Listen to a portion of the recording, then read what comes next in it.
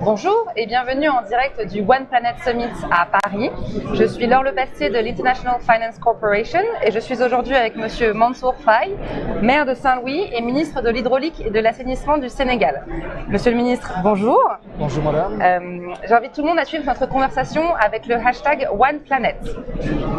Donc, monsieur le ministre, en Afrique, des villages entiers sont détruits par l'érosion côtière. Vous participiez tout à l'heure à une table ronde où vous présentiez le programme de gestion du littoral ouest africain, WACA en anglais, ainsi que le lancement prévu pour l'année prochaine de la plateforme WACA, qui a pour objectif de mobiliser différentes sources de financement pour porter les fonds disponibles à 2 milliards de dollars. Donc pouvez-vous nous expliquer comment cette nouvelle plateforme va contribuer à la protection du littoral africain justement? Alors d'abord je voudrais vous remercier donc, de ce plateau qui m'est offert pour discuter un petit peu de la problématique donc, de l'érosion côtière, surtout au niveau des villes frontières maritimes donc, de la façade ouest africaine. Vous avez évoqué donc la destruction, la disparition des villages qui sont effectivement affectés par ce phénomène. Et dire que ces villages, généralement, en fait, ce phénomène qui amène la destruction des villages est très peu connu en réalité par les pouvoirs du manière générale, parce que les villages, pour eux, c'est naturel qu'ils soient repoussés à l'intérieur des terres.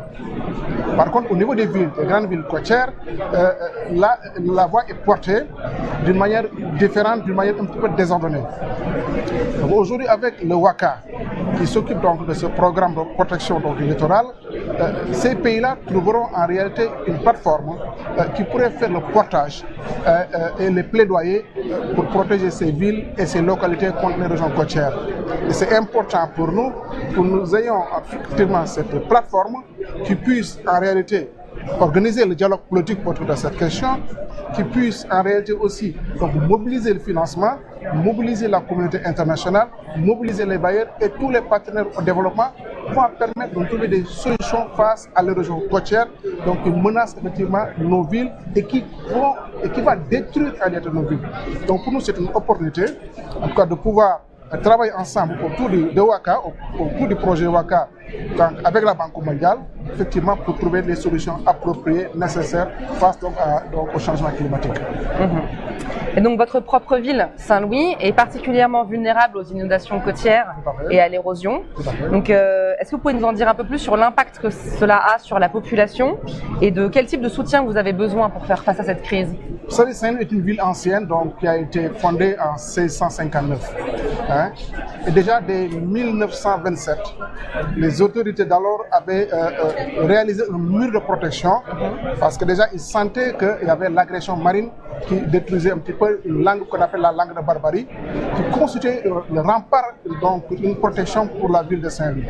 En 1926-1930 à peu près.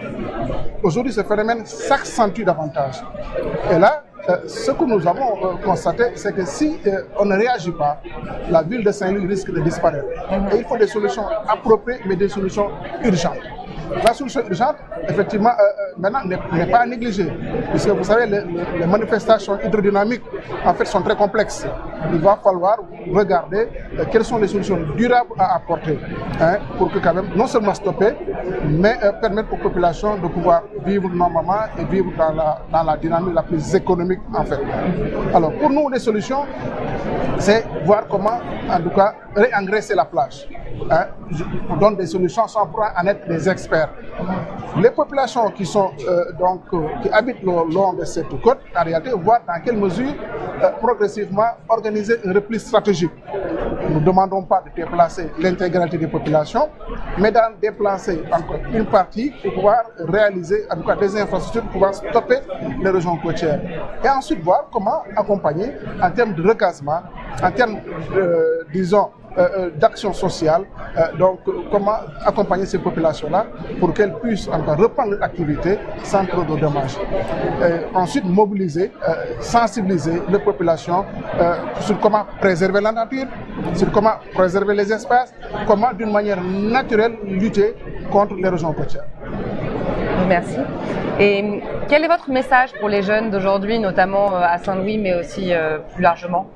Non, le message que je voudrais adresser donc à la population jeune, c'est-à-dire en Afrique, les jeunes constituent plus de 2/3 des populations. Donc c'est une force de travail assez importante. C'est les responsables de demain. Donc les conscientiser par rapport à la place qu'ils doivent jouer donc, dans leur environnement. Nous s'impliquer davantage. Et se dire que, écoutez, moi je peux m'investir dans ma localité, je peux m'investir dans ma région, je peux m'investir dans mon pays pour préserver mon pays et faire en sorte que mon pays soit demain le pays le plus développé.